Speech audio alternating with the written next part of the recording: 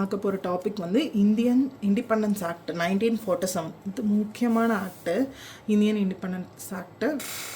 இந்த ஆக்டை வந்து யார் போடுறா அப்படின்னு பார்த்தீங்கன்னா பிரிட்டிஷ் பார்லிமெண்ட் போடுறாங்க.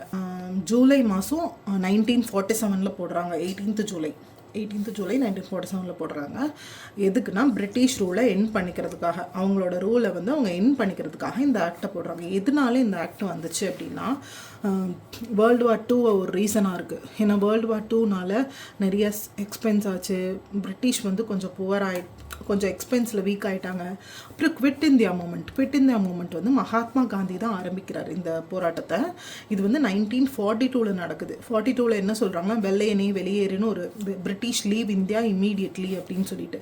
ஸோ இந்த போராட்டம் நடக்குது. இந்த போராட்டத்தினால அப்புறமா இந்தியன் நேஷனல் காங்கிரஸ் அவங்க வந்துட்டு ரொம்ப டிமாண்ட் பண்ணுறாங்க. அவங்களோட வளர்ச்சி அதிகமாகிடுச்சு. அவங்க ப்ளஸ் அதுக்கப்புறம் நிறைய ஃப்ரீடம் ஃபைட்டர்ஸும் போராடுறாங்க. இந்தியாவை வந்துட்டு இண்டிபெண்டன்ஸ் பண்ண சொல்லிட்டு போராடுறாங்க. இந்த இதனாலையும் அப்புறம் கேபினட் மிஷன் பிளான் 4வது பாயிண்ட், இந்த 4மே வந்துட்டு நடக்கிறனால இந்தியன் இண்டிபெண்டன்ஸ் ஆக்டை பிரிட்டிஷ்காரங்க போடுறாங்க.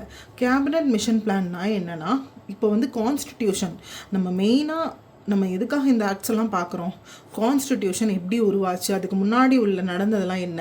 ஸோ கேபினட் மிஷன் பிளான்னா கான்ஸ்டிடியூஷன் உருவாகிறதுக்கான ஃபவுண்டேஷன் மாதிரி. இப்போ கேபினட் மிஷன் பிளானை பிரிட்டிஷ் இன்ட்ரடியூஸ் பண்ணுறாங்க 1946. ஒரு 3 பிரிட்டிஷ் மெம்பர்ஸை வச்சு, அது நம்ம தனியாக பெருசாக ஒரு டாப்பிக்கில் மேக்கிங்கில் பார்க்கலாம் கான்ஸ்டிடியூஷனில். இப்போ நான் சிம்பிளாக உங்களுக்கு சொல்கிறேன். 3 மெம்பர்ஸை வச்சு உருவாக்குறாங்க.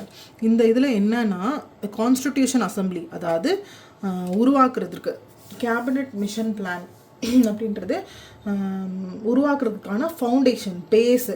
நெக்ஸ்ட்டு பார்த்திங்கன்னா gave immediate effect to Mountbatten plan. அதாவது மவுண்ட்பேட்டன் அப்படின்றவர் வந்துட்டு லாஸ்ட் விஸ்ராய், பிரிட்டிஷ்காரங்களோட விஸ்ராய் தான் அவர். பட் ஆனால் அவர் இண்டிபெண்டன்ஸ் ஆகிற டைமில் அவர் தான் இருந்தார்.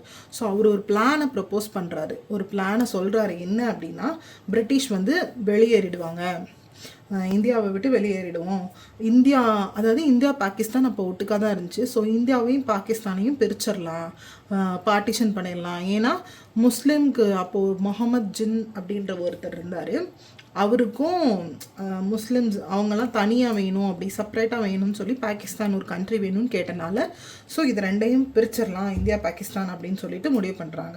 இந்த பிளானை இதை அனௌன்ஸ் பண்ணுறாரு, பிரிட்டிஷ் போயிடுறோம், நீங்கள் இண்டிபெண்ட்டாக ரூல் பண்ணுங்கள், பவர்ஸ் எல்லாம் இந்தியன்ஸ்க்கே வந்துடும் அப்படின்னு சொல்லி அவர் ஒரு பிளான் போடுறாரு. அந்த பிளானை உடனேவே ஒரு ஆக்டாக இந்தியன் இண்டிபெண்டன்ஸ் ஆக்டில் கொண்டு வந்துடுறாங்க. அதனால தான் gave immediate effect to Mountbatten plan அவருக்கு வந்து. அடுத்து பார்த்திங்கன்னா திஸ் கிரியேட்டட் இண்டிபெண்டன்ட் கண்ட்ரீஸ். இது வந்து இந்தியா பாகிஸ்தான் அப்படின்ற 2 இண்டிபெண்டன்ட் கண்ட்ரீஸை க்ரியேட் பண்ணிடுது. இந்தியா வந்து இப்போ என்னென்னா சோவரன் கண்ட்ரி, லா மேக் பண்ணலாம். சோவரன்னா என்னென்னா டிசிஷன் மேக் பண்ணலாம்.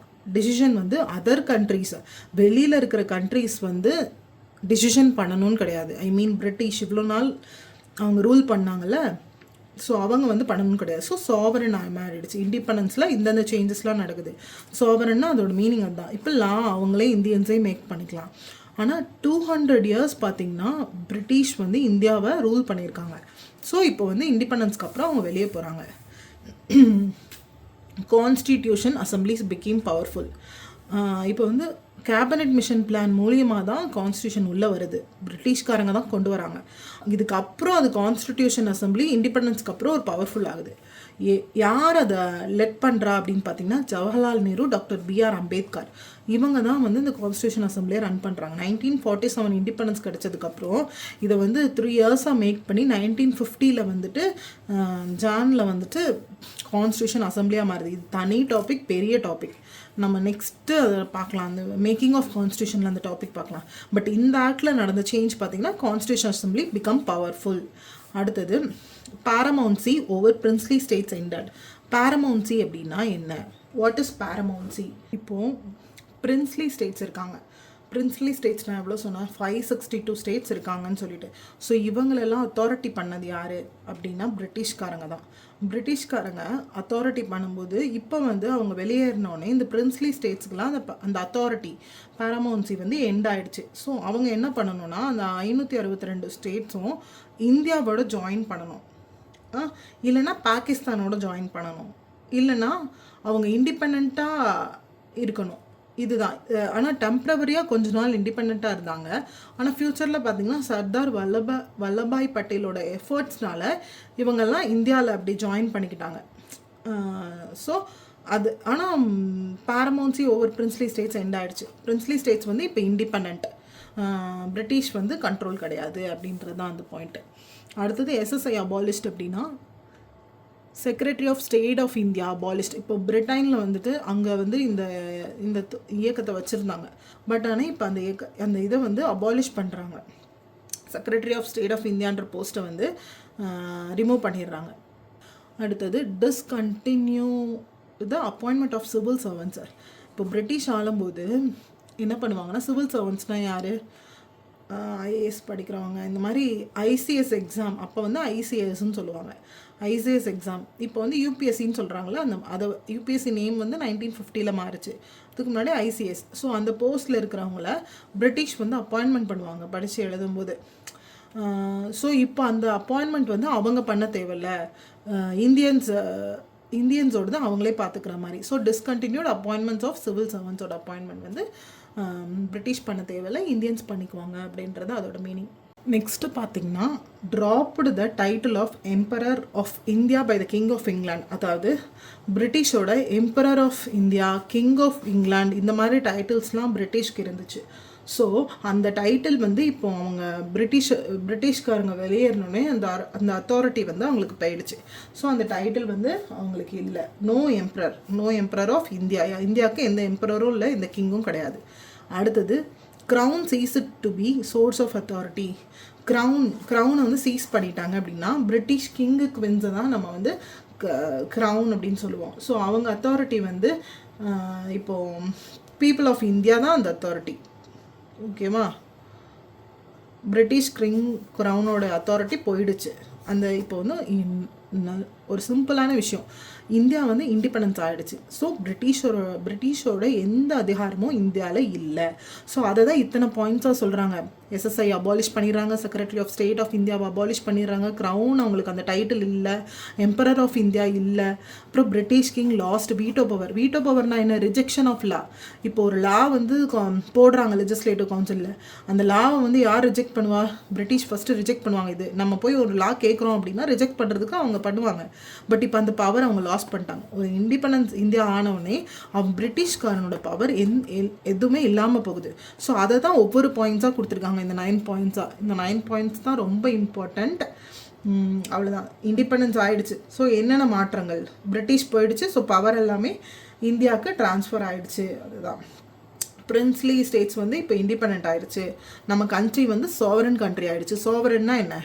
நம்ம டிசிஷனை நம்மளே மேக் பண்ணிக்கலாம், வெளி கண்ட்ரிஸ் வந்து எடுக்க தேவையில்லை. எந்த பிளான் வந்து கான்ஸ்டிடியூஷன் அசம்பிளியை கொண்டு வந்துச்சு அப்படின்னு கேட்பாங்க. கான்ஸ்டிடியூஷன் அசம்பிளியை எந்த பிளான் வந்து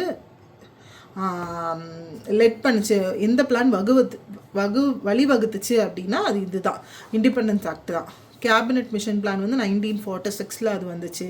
அதெல்லாம் ஞாபகம் வச்சுக்கோங்க. மவுண்ட்பேட்டன் பிளான் வந்து எப்போ ப்ரப்போஸ் பண்ணுறாரு, இதெல்லாம் கொஷினாக கூட கேட்கலாம். மவுண்ட்பேட்டன் பிளான் 1947 தான் வந்துச்சு, ஜூனில். லாஸ்ட் விசராய் யார்? இது ஒரு கொஷினாக கூட வரலாம். லாஸ்ட் விசராய் பிரிட்டிஷ்காரங்க வந்து விசராய் போட்டாங்கல்ல, இப்போ கடைசியாக இருக்கிற விசராய் யார்? Lord mount pattern. பட் இவர் வந்து என்னென்னா இப்போ விசராயாக இருந்தாரா? ஸோ இருந்துட்டு ஆகஸ்டில் இண்டிபெண்டன்ஸ் ஆனதுக்கப்புறம் இவர் தான் ஃபஸ்ட்டு கவர்னர் ஜெனரலும் கூட நம்ம இந்தியாவுக்கு, இண்டிபெண்ட் இந்தியாவுக்கு. இவர் வந்து பதவியை விட்டு அதுக்கப்புறம் 10 months கழித்து தான் போகிறாரு. 1948 தான் இவர் வந்து கவர்னர் ஜெனரல்லேருந்து போகிறாரு. இப்போ இவர் அந்த கண்டினியூவாக இருக்கார் இந்தியா இண்டிபெண்டன்ஸ் ஆனாலுமே. ஆனால் இவரோட பொசிஷன் என்னென்னா கவர்னர் ஜெனரல் ஆஃப் விசராயாக இருந்துச்சுல்ல, அது வந்துட்டு விசராயாக இருந்தது அப்படியே இந்தியான்னு மாறிடுச்சு, இண்டிபெண்ட் இந்தியான்னு மாறிடுச்சு.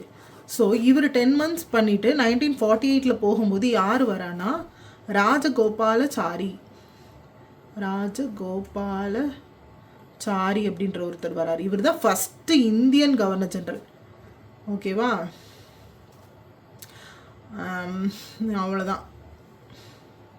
இண்டிபெண்டன்ஸ் ஆக்ட் மூலமாக எந்த போஸ்ட் வந்து அபாலிஷ் ஆச்சுன்னு கேட்பாங்க. இண்டிபெண்ட் ஆக்ட் மூலமாக எந்த போஸ்ட் அபாலிஷ் ஆச்சு? ஒன்றே ஒன்று தான், SSI, secretary of state of India. நான் மேலே சொல்லியிருப்பேன்.